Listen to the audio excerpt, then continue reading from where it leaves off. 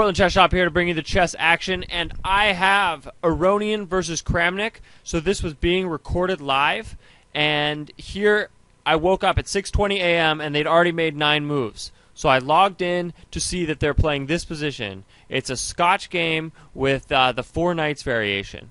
So I logged on, saw that they're playing, started to record it live, and put Houdini. Houdini is on the bottom, the strongest chess engine, right here. And so they're playing, right? And I'm recording. But what happened is I made it go in times 999% because I think that I'm impatient. So they're actually going to be playing fast. So here the bishop comes out here to attack the queen, right? So I was watching this for like hours, and it took forever. But it was worth it because it was chess. But now this is awesome because they're playing really fast. So the knight takes the knight, and you see this bishop is attacking the queen, and Aronian plays this crazy move, sacrificing or like trading his queen, sacrificing his queen for 2 pieces. Totally nuts, I thought, right? I mean, the idea, I think, is that this bishop isn't developed yet, and that, I don't know, black can somehow pull this off. You can see that Houdini thinks that bishop takes d8 is worth half a pawn for white. So that would probably be the best move. But you could imagine that Kramnik was surprised in this position. This is awesome. Look at the time run. Alright, bishop takes queen. And we're in a position where it looks like knight takes d1 is the best move. So Aronian plays it quickly. Now there's a few options here. So the computer is changing its mind between bishop h4 and bishop takes c7. The computer isn't quite sure. It changes its mind again for the second time. Bishop h4 is a pretty crazy variation because after that, then bishop h4, the knight takes d4. This knight takes.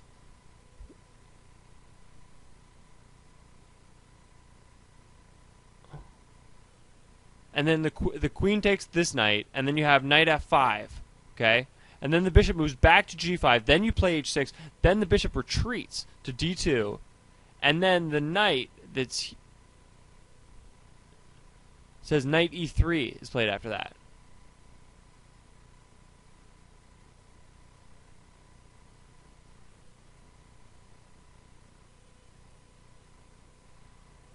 So Kramnik is thinking about it, looking at the position. This is a critical position. Your opponent has played a sacrifice. It is possibly unsound, and you need to find the best variation. He plays bishop takes c7, but as soon as he plays it, Houdini thinks that it's a little bit better than it did before. So it's not such a bad move. And it looks like white is up 0.4, which is a significant advantage, but not necessarily a game-winning advantage. So the bishop takes, and you might think that the most natural thing to do would be to take the bishop.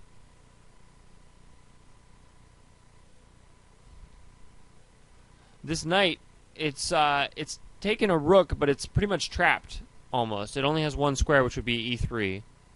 So here, this knight takes this knight. And now, it looks like knight e3 would be a good move. After which the bishop may move, and then we see the serious complications. The game. I was watching it this morning, so this isn't a live commentary, and the game really. What should I say? Is the game peaks at that point? Is what I was trying to articulate. So here we go. We see that Aronian is down to 125 against 127. He's kind of thinking, like, what exactly do I do? There's a bunch of different roads that this, position could travel into. What is the best play? And so both players are looking, I would think, very deep. So it looks like 93 is really the only move. So they've created a position where maybe Kramnik has 1 or 2 moves where Aronian has to find the exact move every turn in a pretty unintuitive position. So I like the idea behind Aronian's strategy. but it was a little bit fancy to play it against Kramnik. I think having won the first round that he should play just well, you know, and not go for something really outrageous like this. But I admire his courage. So he's in a bit of a think. Usually if you play this sort of variation, you want to have the time advantage. So knight e3 is played, and it becomes Kramnik's turn. His time starts to tick like an hourglass. Pretty interesting dynamic position, I think. The knight being on e3 and the knight on c6. The knight on e3 is defended by the rook, and the knight on c6 isn't attacking anything, but it is white to play. And as you can see, the Houdini analysis shows that bishop b5 is a strong move in this position, because then if the pawn takes, then the bishop is able to take the pawn, attacking the both rooks in a triangle type position, a double attack with the bishop. So that's a pretty strong move that Houdini recommends in this position. We do see, however, that Kramnik thinks about it for a little bit, because it is a critical position in which there are some different variations, and not always the case that the most intuitive move is also the best. Here it's the bishop b5. I think is a pretty strong move, because you're developing with a threat, which is good because you want the initiative. You also want to complete your development and use your whole army, and you're able to do both of them simultaneously to some extent. The main variation, though, is really pretty complicated. As you can see, bishop b5 followed by bishop f5, so then black tries to complete his development.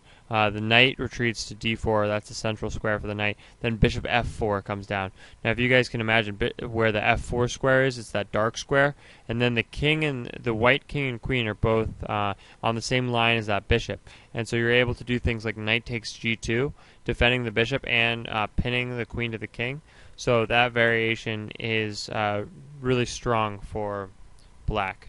But here, Kramnik is really spending a lot of time trying to find the best move. Luckily, we're on 990%, 999% speed, so we don't have to wait quite as long as I had to wait this morning. So, Kramnik's thinking.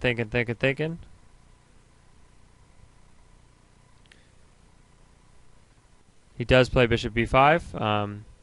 As I know. So in this case, Houdini starts to think that bishop f5, developing the light squared bishop, is the strongest move. It leads to the complications that we were explaining before, where knight to d4 is played, but then bishop f4 is like a exclam move, because you're allowing the bishop to take on e8, but you have some threats of your own. And the bishop might take on e8, and then the knight takes on g2, and then the bishop takes on f7 check. So because this is a recording that was done before, you're not able to see my mouse, so I can't use the telestrator type effect to really show you the squares that I'm speaking about. So let me know what you think about this video, because I think that we have some good things in the video. It's at least a live recording, which is good. The speeding up the game, I think, is good too, because who really wants to sit around for hours watching a commentary, right? So it fits into your busy schedule, but at the same time, it's not entirely live. I saw some of these moves before, which takes away some of the action. When I was watching this for the first time, there was a lot of suspense. I was pretty excited about the position. I won't give away what happened though. So that's good, but also you can't see my mouse, which isn't as good. But I do think it's good that Houdini is on the bottom. Houdini's analysis is pretty good, better than Crafty's. So I think that is respectful. This is from it's called live.kramnik.aronian.com is where I watched this, and it's on in the very early in the morning. You can see this video. So here Aronian decides to take on c6, which is a mistake, I think. The bishop is able to take back, just making Kramnik's game much easier. Apparently Aronian maybe didn't see or decided not to go into the deep complications behind bishop f5 followed by bishop f4. So there was really a lot of possible moves in that position, And Aronian did think for a little while. You do see that he is now down on time. Both players using a significant amount of time, considering that they've only played 16 moves, and they won't get more time until the 40th move. So there will be a little bit of a time scramble, I would predict. So the bishop is attacking both the rooks, which is good, and the best move according to Rybka is knight c4, after which the queen will move. So knight c4 is played, and the queen has multiple different squares, but you can see, maybe one is better than the other, but they're all a little bit good for white, which means that, I don't think that Aronian has played the best positional sacrifice. He's down 2 pawns, is that right? He's down, he has 3 pieces against 1 piece, so he has 2 extra pieces and a rook. So he does have, material is equal in this position, I suppose. But the queen is a pretty good piece. Oh, and the bishop is attacking both rooks, so that's where he's down in exchange, basically. Because it looks like in this position the queen will move, and then bishop e6 will probably be played. And then after that, the bishop can take on a8, and then the rook will take back. So a8 or e8, the bishop will take one of the rooks after the queen moves, because the knight is undefended, so the queen will most likely move to a square in which it can attack the knight. We do see that Kramnik is using a pretty significant amount of his time just making sure to play good moves in this position, which I think is respectful. I think it makes sense to use your time wisely. He does decide to centralize his queen, which I think is intuitive. And in this position, it looks like black's only real move to continue playing the game is bishop e6. And that's why Aronian plays it pretty quickly. After which the bishop takes on a8, and Aronian immediately plays bishop b6, attacking the queen.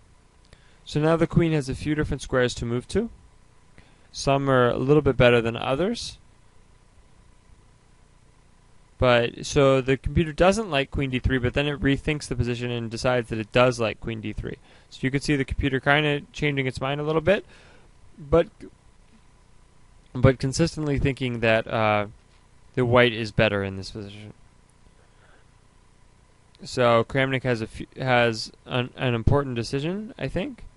It will, it'll change the game. The coordination of black's pieces will be different with respect to where the queen moves, because often they're going to try to attack the queen and the king as the 2 pieces to exploit in this position.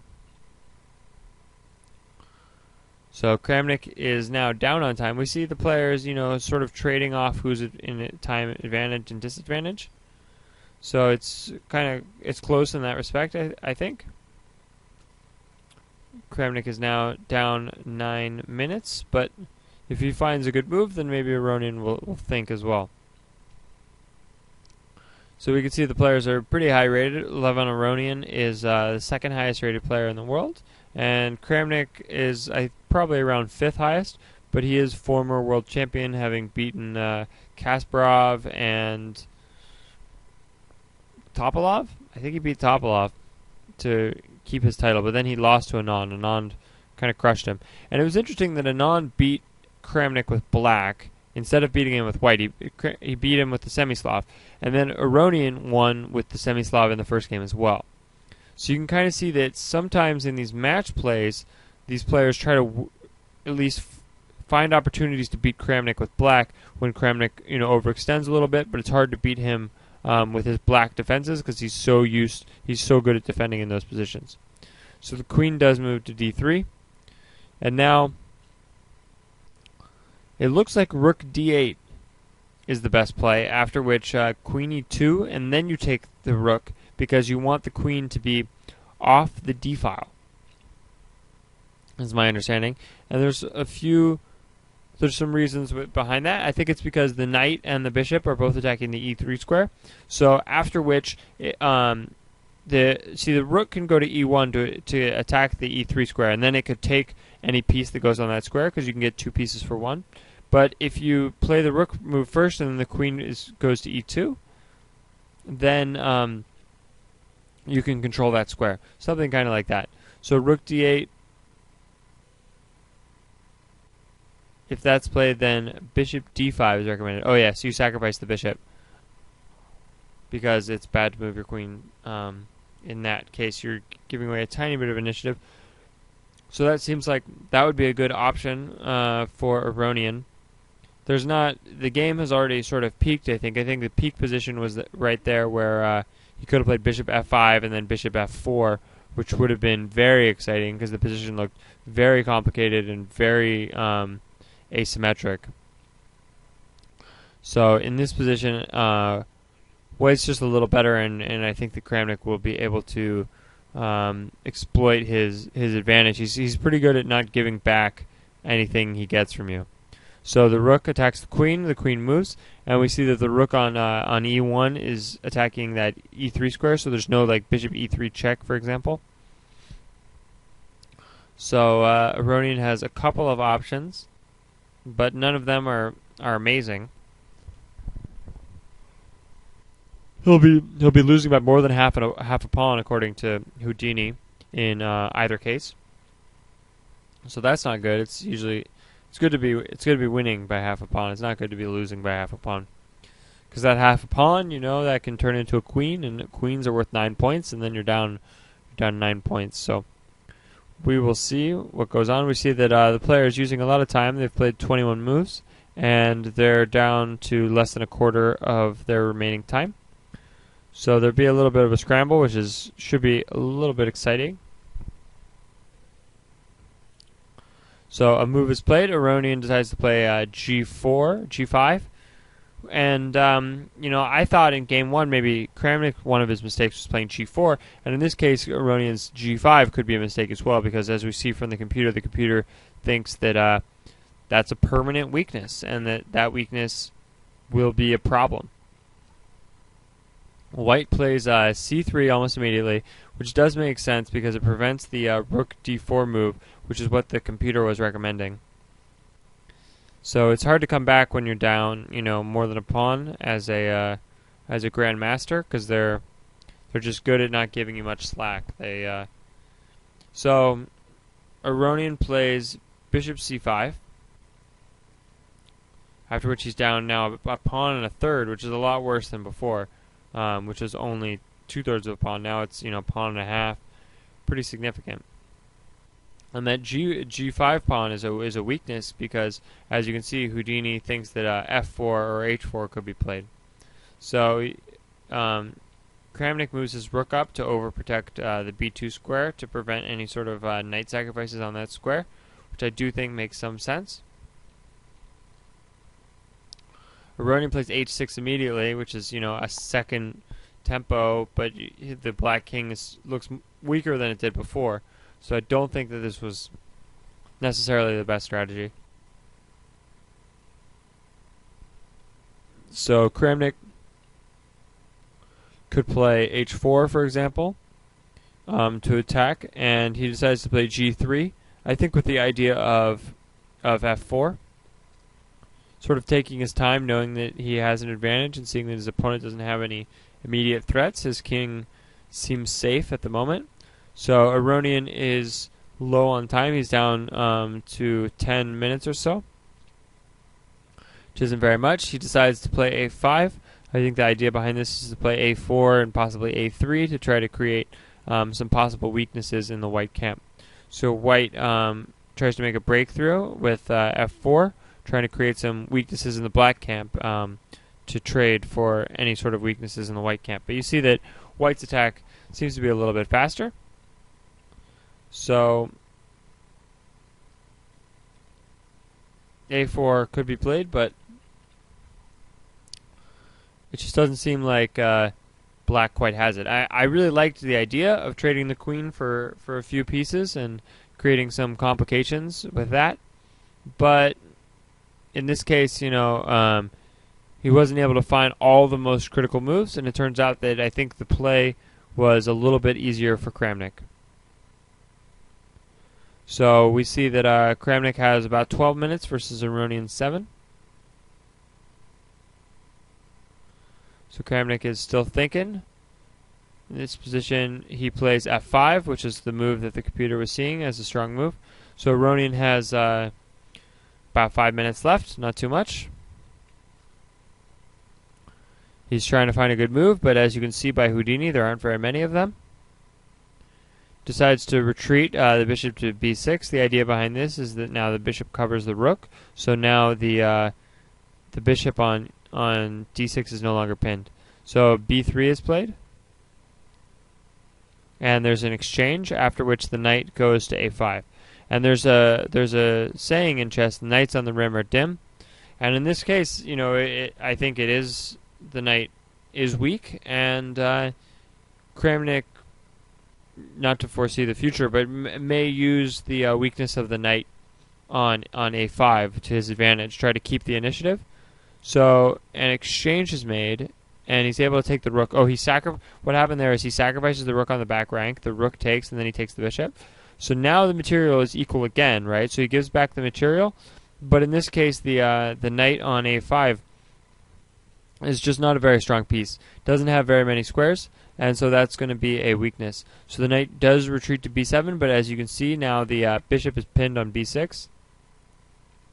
So c4 is played, and the rook goes to f6, after which g4 is played, which is pretty strong. So in this position, it just doesn't look too good. Some moves are played pretty quickly. It's almost hard to catch up with it. But in this position, Aronian isn't out of time. He's made it to the 40th move, so he has additional time, an additional hour. But he decided, after some thinking, he retreated the knight, and then in this position, he's down 3 points.